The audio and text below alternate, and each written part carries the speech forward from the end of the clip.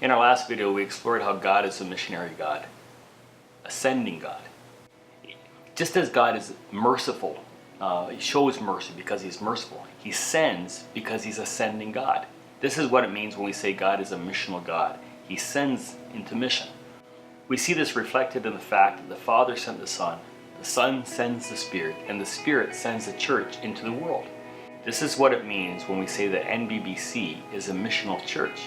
We are to send missionaries into the neighborhoods of which we are a part to reflect the kingdom of God. There have been many movements that have shaped the church in the past.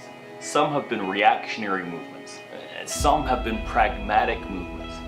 But the ones that have stuck, the ones that have had the most profound effect upon the church have been theological movements. Ones that rediscovered who God is and what he is doing and shaped the life of the church around that. It is just such a theological understanding that it led to Protestant Reformation.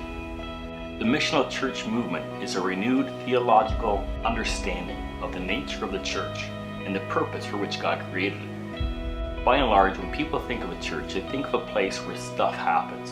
Now that might be excusable if you're not part of the church, but as people of the church, as Christians, we shouldn't primarily think of the church in this way.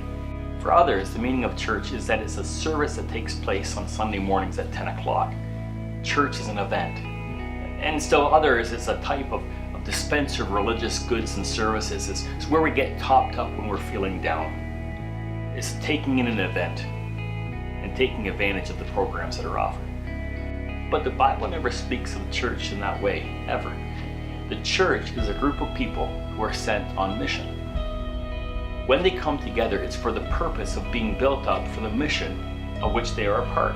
They're equipped, they're encouraged, they're strengthened, they're taught, they're healed, all for the sake of the mission. The mission informs what we do and why we do it.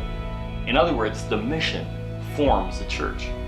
The mission of God is so central to the life of the church that some theologians have even spoken about it in this way.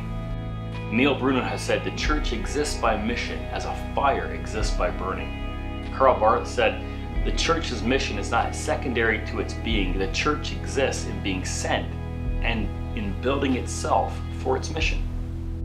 To be a missional church is not simply a matter of agreeing with a statement regarding it. It requires that this missional orientation becomes the organizing principle around which the church is structured. God's mission is our mission, and the mission forms the church.